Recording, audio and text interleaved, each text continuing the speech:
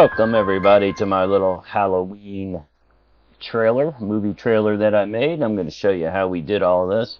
There's quite a bit going on here, as you can see, but let's, as always when we do these tutorials, we're just going to break it down into the smallest common denominator so you guys can check it out.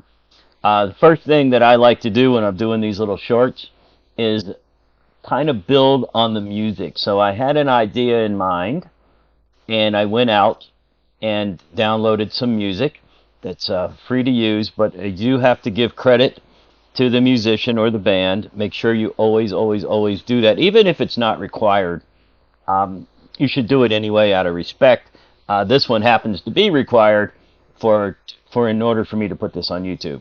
So I'm free to use the music. So first off, you just heard the music in the intro there, and what I did, let's look at the music.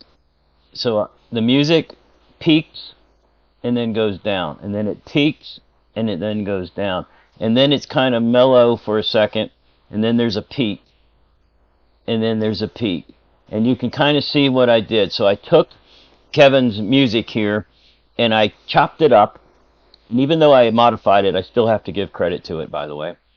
So I chopped it up to make it work for my video, and that's something you guys might want to look into. I don't know. I frequently don't just take a track. I chop the track up. Sometimes I'll take the back of the track and put it on the front, etc., etc. Make it fit your vision. Okay, so next thing we did, we just used a little stock media here. This wedding scene actually came from Filmora, and if I take the filters off, you can see, let's hide the graininess for a second, and let's mute the music so we can really focus. So this is a very colorful image that I put a black and white. So there it is. So I put a black and white LUT on it. This LUT is built into Filmora, by the way. I didn't use anything special on this one. Just black and white. Then right where that music dropped off and then peaked again, I switched the scene. So I've got her facing that way, and now I've got her facing looking out into the ocean. So you're meant to think, well, we're going to go swimming, we're going to go on a boat, something like that. And then, boom, this is what she's looking at, just like in a movie. So she turns, she looks, this is what she sees. Now I added the weather overlay. There's many ones. This happens to be a paid one, but there's a bunch of them that are free with your subscription. You don't have to pay. Then I took the weather overlay and reduced the opacity a little bit because it was just a little overbearing for me. We continue. The music changes slightly here. Now this is just a download from, where did I get that one? Probably got that one off of Pexels. Yeah, I did. I got that one off of Pexels. And again, I put the black and white filter, changed the opacity a little bit. Lowered the strength of it is what I meant to say. Lowered the strength of the LUT because it was just a bit much. Then I added some bubbles. I wanted something moving in the screen, so I lowered the opacity and moved some bubbles. This is just another overlay, comes from Filmora. And you may have noticed that I did a speed ramp here. Yeah, I did a speed ramp. That's pretty cool. I love speed ramping.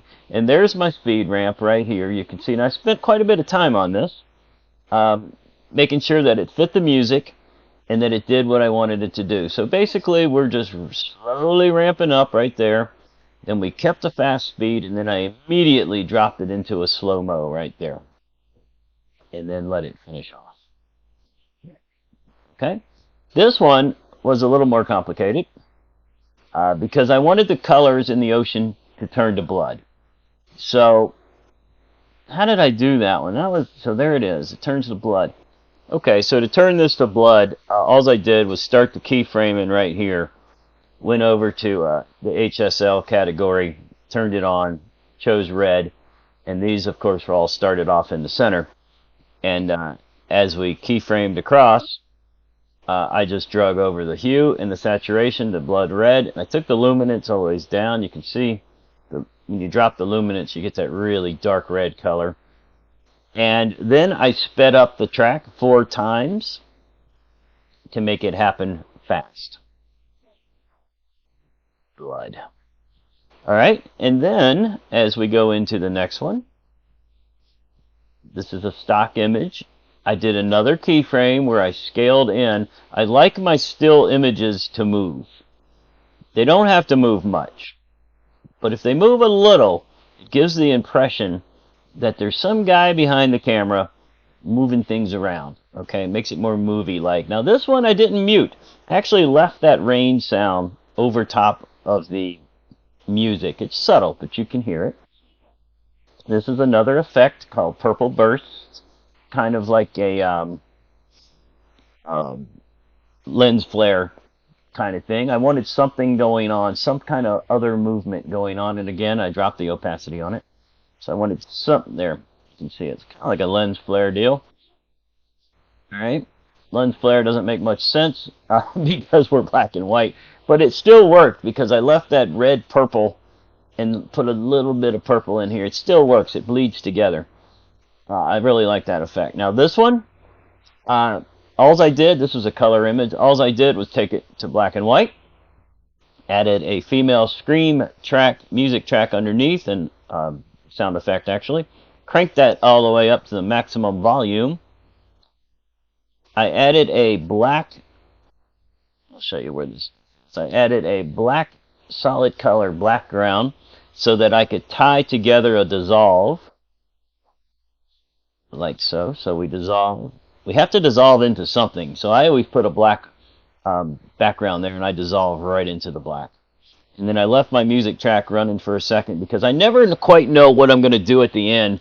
You know, am I going to do like a subscribe button or something like that? So I always leave that until I finish, and then I cut it. And that's it, everyone. This is my video. I hope you enjoyed it. Then, of course, we also did the vintage film pack over top of the whole thing to give it that little grainy look. See those lines and the speckles. So I hope you enjoyed that. It was really fun to make. And we'll see you real soon on the next video.